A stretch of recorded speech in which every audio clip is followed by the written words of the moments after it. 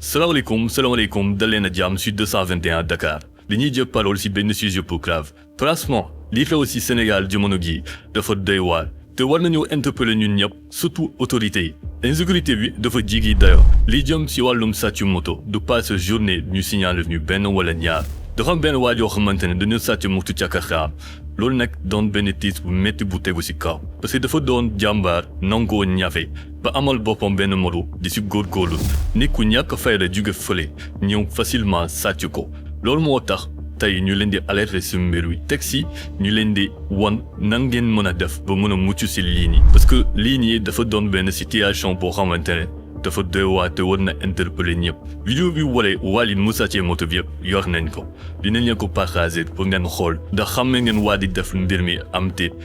dinañ ci xool yan faay moo ci nekk pour que lu mel ni ba leen a daal nañ dem seetaani vidéo bi mais balaa loolu ñu ngi leen di ñaan ngeen abonné wu ngeen like vidéo bi ngeen partager ko loolu daf ñuy soutenir bu baax a baax sur ce mën nañ dem. salaamaaleykum la famille gars yi tey nag dama ñëw pour alerte franchement parlant li am ci dëkk bi doy na waar sàcc bi ci dëkk bi doy na waar vol de moto yi ak bétail yi fi am ci dëkk bi doy na waar lii nag sama benn copain la gis ngeen moom lañ sàcc moto noonu jaxataa bi nga gis noonu moom lañ sàcc moto di alerte gars yi képp koo xamante ni xam nga waaj nañ ko dénoncé parce que dëkk bi aussi mënuñu toog continuer nii ñu ngi nii liggéey ak coono Sénégal nu mu méttee Sénégal ñi di xëy di maye 1000 francs par jour sax dañu ne contenir yow nga liggéey bay bëgg a dee dina sa matériel ci liggéey nekk si benn famille nga teg sa matériel ñu sàcc ko facilement te du am suite loolu dafa war a jeex Sénégal yow boo sàccul bul na ko ñu sàcc la te nañu bàyyi di protéger sàcc yi ak ñi nga xam dañuy lor doomu aadama yi gars yi il est temps ñu génne ci sort bi ñu nekk nii franchement parlant dafa doy quoi trop c'est trop matériel baa ngi noonu dañ ko sàcc Jakarta la gars yi mi ngi noonu couleur jaune boobu noonu ku ko gis na nga identifier maanaam nga wala nga woote si numéro boobu noonu nga woote foofu noonu sàcc yi dafa war a jëf si doy dëkk bi quoi dafa doy quoi gars yi trop c'est trop amu habitude def genre de vidéo yi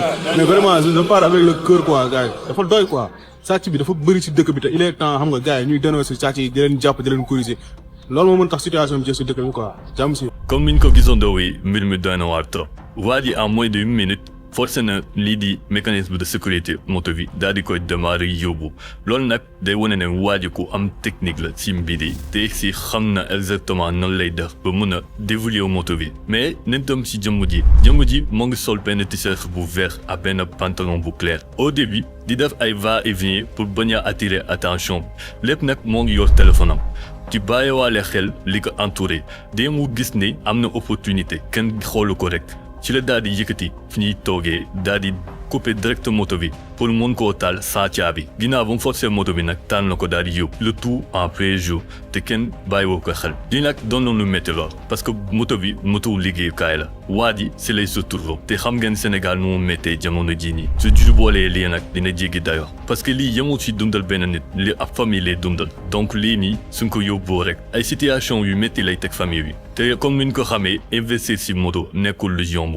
mais loolu su yeesoo yan mesures li ñu mën a mettre en place pour mu mën a mucc si lu mel nii bi si njëkk mooy de leen installer seen moto yi GPS zap zo dañ koy wax bien que nekk na benn investissement boo xamante ne xaw na métti waaye soo ko defee doo ko rëccu parce que nit su jëlee sa moto pour nga jot ko day doon ñu yomb lool parce que dina leen permettre nga mën ko géolocaliser